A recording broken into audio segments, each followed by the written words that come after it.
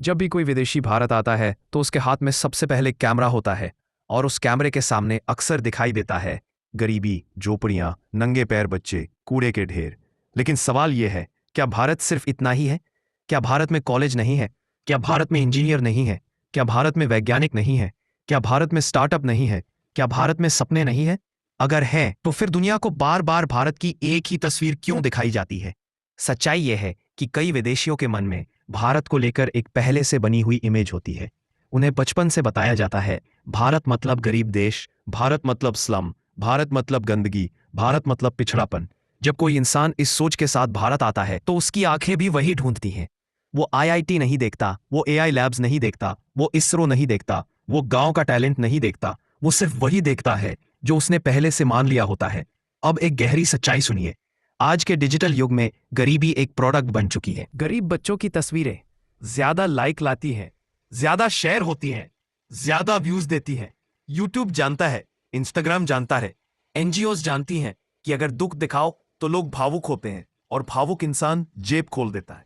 अब खुद से एक सवाल पूछिए, अगर कोई विदेशी भारत आकर एक गरीब बच्चे के साथ फोटो खिंचवाता है और पीछे लिखता है, मैंने आज एक गरीब भारतीय की मदद की, तो असली फायदा किसे हुआ?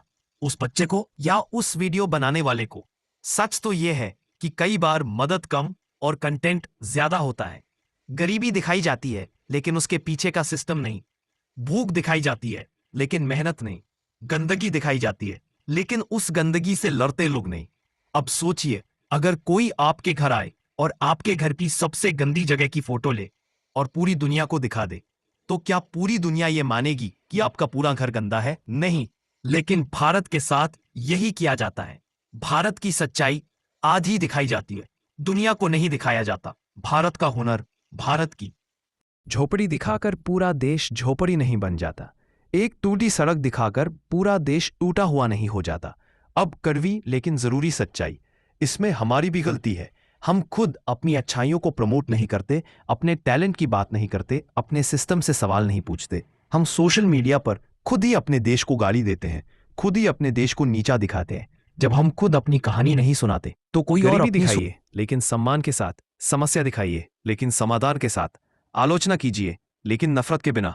क्योंकि भारत सिर्फ झोपड़ियां नहीं है, भारत सिर्फ समस्या नहीं है, भारत एक पहचान है, भारत एक संभावना है, भारत एक भविष्य है। जय हिंद।